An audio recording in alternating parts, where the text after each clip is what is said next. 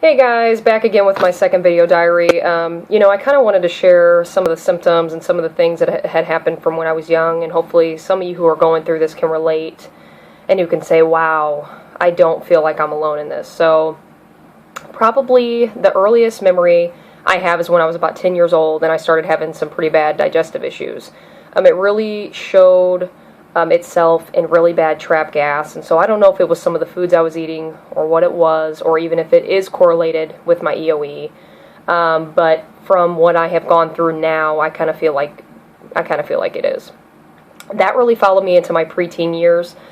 At that time, I was having some constipation and some diarrhea issues, pretty severe, to the point of vomiting when I was constipated, and I could be in the middle of eating a meal and I would have to run to the bathroom when I was having my diarrhea. My mom took me to our physician, and he diagnosed me with IBS. Whether or not this was accurate or not, I'm not sure. I kind of just took it as it was and just tried to kind of watch what I was eating. The issues then followed me again into my 20s. This is when I began choking on food, so kind of the symptoms were changing. I began choking on food, I was having really bad acid, and digestive pain along with esophageal pain at this time. Kind of what I talked about in my last video. When I talk sometimes and when I sing, I have like some pain in the base of my esophagus, or at the base of my neck. This is when I saw my first GI, and he did an upper and lower scope. They did a dilation at that time, and they said that all I have is a slow-moving bowel. That was what their diagnosis was. I kind of took it as it was again and just said, okay, that's kind of strange while I'm having these problems with my throat, but maybe it'll get better. Well, it didn't. And so then I shifted gears and I saw an ENT. He, at that time, said that I have acid reflux, and he put me on Nexium and went from there. He said, you should be fine. This should take care of the issue. He gave me a list of things I shouldn't have, among caffeine and things like that, and you should be all right. And again, I wasn't. So I saw my ENT once more, and he put me on the highest dosage of Nexium, put me on the highest dosage of another acid reducer, put me on a steroid for any swelling, and said, we'll see in a couple months. This should take care of the issue. Well, one night at dinner, I was eating, and I choked on a small bite of a hot dog with some bread. At this time, anybody with EoE knows that when you begin choking, you have to stay as calm as possible. If not, it affects the situation horribly. It will be even worse. You'll choke even worse. So I'm staying calm. Nobody knows I'm choking. And finally, somebody notices that I'm not speaking, and I'm standing or sitting and looking straight ahead, and I nod my head that yes, I am choking. They do the Heimlich maneuver, but at that time, I had taken a drink of water, and it was gurgling in my throat. There was nothing they could do. It helped a bit, and luckily, it didn't get lodged, and I didn't faint from no oxygen. So, I saw my second GI at this time because of that issue, and because of also, like I had mentioned in my last video, when I was listening to a vocal warm-up video, he said, if you're having pain when you're singing, something's wrong. It was not a matter of me warming up. So, along with me choking that night, and everybody in my family saying, get yourself to a GI now, I went to my second GI. So they did a second upper scope, they did a dilation, a biopsy, and he said, we didn't see anything that was to be concerned about, but I tested for something called EoE.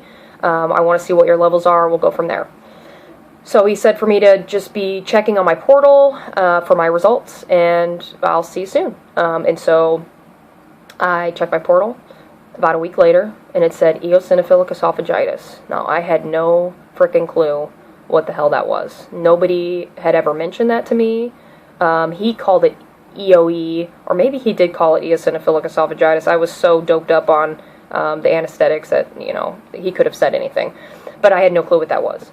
So I'm doing my research, because they say on there not to come back for a couple weeks to a month, and I'm thinking, okay, what I'm reading is concerning me. I was terrified. I had no clue what to do. So then when I did see my GI, he was very honest. He said he didn't know much about it, that within the past 10 years it has become more prevalent and more well-known. They've done more research on it, that this can cause tearing of the esophagus, that it can cause impaction. He told me that I need to take this disease seriously, because he didn't want to see me on Thanksgiving in the hospital with food impaction and having to remove food from my esophagus. He told me that he had 2 patients at that time who had esophaguses the size of a pin. And I really thought, what, there is no stinking way that's possible. I'll get to that later. So he said that years ago they would have sent me to an allergist. They would have done scratch testing and gone from there. They didn't really know what else to do. But now they do dietary treatment. And so they sent me to their dietitian, who knew some but didn't know a lot. Really, she knew what to tell me on what not to eat, but really could not give me any good advice on where to find food to not make me want to jump off a building during my elimination diet period. The only time that I really felt like I was not alone and that I did not want to give up was when I found my support groups on Facebook. So for anybody going through this, please know that I know that this disease makes you feel like you are isolated and you are alone and that there is nothing good, but that's not true. There are so many, you know, when I started speaking with someone who was a lot more seasoned than I on this disease, she said, these will always, you can always find substitutes for these recipes. So don't feel like just because a recipe is, it has everything in it you can't eat, you can put things that you can have in that recipe to substitute that. So always remember that you're not by yourself, and if you need, and if you're not in a recipe support group, please, or a shopping finds support group, go to it, please. It will change your view on some of these foods. And just recently, also kind of shifting gears, I did see an allergist just to see if there were any environmental triggers.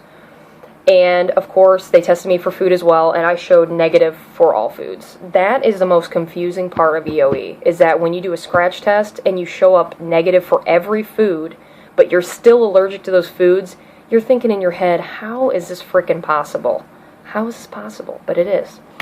So once again, if you go to an allergist and that happens to you, don't get discouraged. Just try to go through the process on your own. It is going to be a long process, yes, but you will get through it. I'm doing it right now. I'm staying strong. I've messed up on 2 foods so far, but, you know, that's just part of the process. You can't get discouraged. You get knocked down, you got to get right back up, because this disease is never ending. It will always be with you, but you just have to try to make the best out of it. So, you know, that's kind of where I'm at right now. And if anybody needs any conversation, if you guys just want to talk, if just ask me questions, or if you guys just need a shoulder to lean on through this process, please do not hesitate to get a hold of me. I will be more than willing to speak with you guys. So there will be more videos to come in the next few weeks. And very quickly getting back to the pin-size esophagus, my brother went through that, and so that's kind of another, he and I both have EoE, which they say that there's a familial connection with EoE sometimes, so I will speak of that in later videos. But again, you guys, thank you for supporting me with these videos and listening, and yeah, I look forward to making more, so I'll catch you on the flip side.